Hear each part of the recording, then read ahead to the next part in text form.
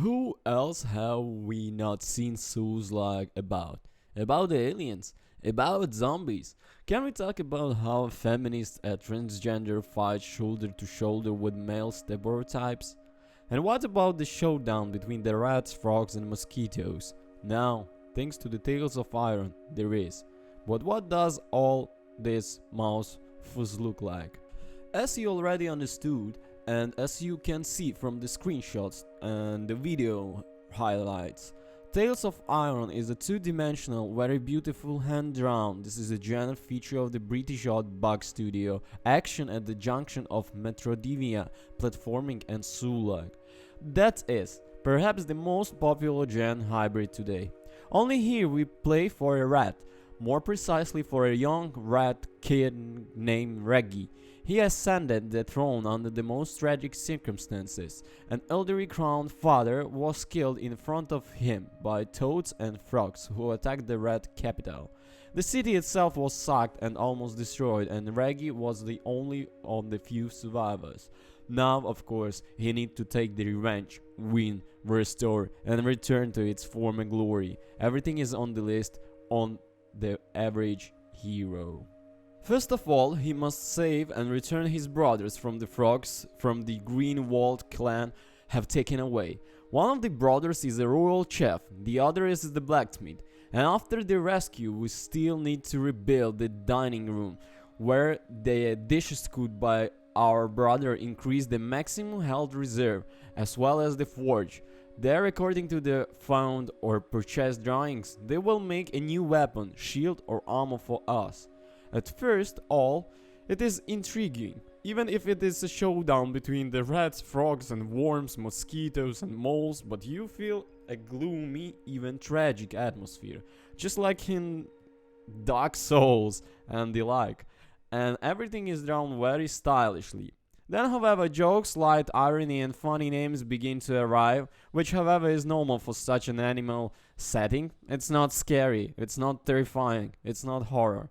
But when the economic fuss with the rebuilding of the industry's premises is twist, the mod and atmosphere do not just evaporate, but sink. The fact is that we are forced to go through side tasks in the order to earn gold for construction work.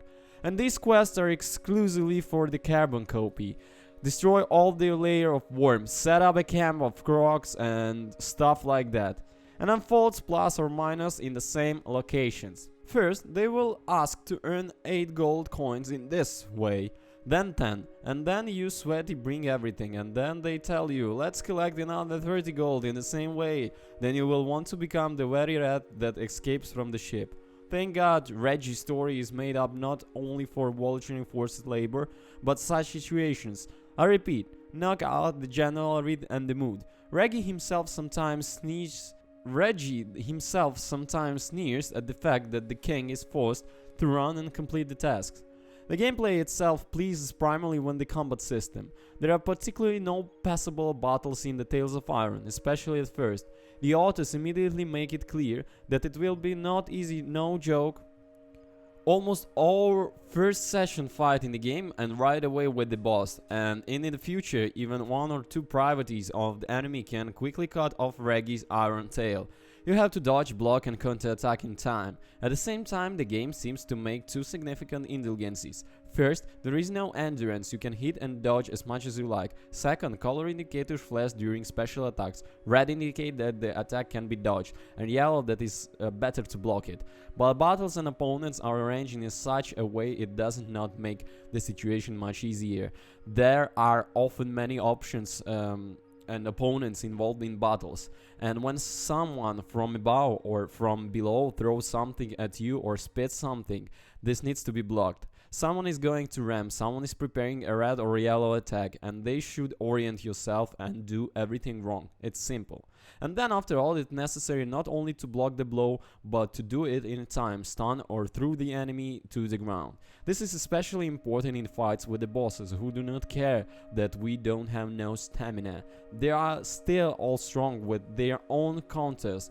They can spit poison, summon lightning and jump across the entire area. It is also important to choose the equipment correctly. With a regular attack we use a one-handed weapon and a shield. With an alternative we get a two-handed one. A spear, for example, strikes quickly and straight line, and a heavy sledgehammer can be hit from the top to bottom.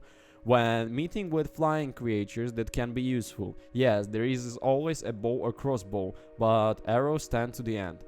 There is also a lack of normal teleport system. In Tales of Iron, a lot of often have to return to where it is chest with equipment. Only there we can change weapons and ammo, and there are such chests either in settlements or at save points, and even not at all. Tales of Iron is good of its atmosphere, graphics and a combat system. Everything else is either too trivial or not brought to mind. Another thing is that the game puts just the atmosphere, the picture and the battles. This was enough for me to play, lose, endure, enjoy, to go battle into again. But the game still did not realize its potential.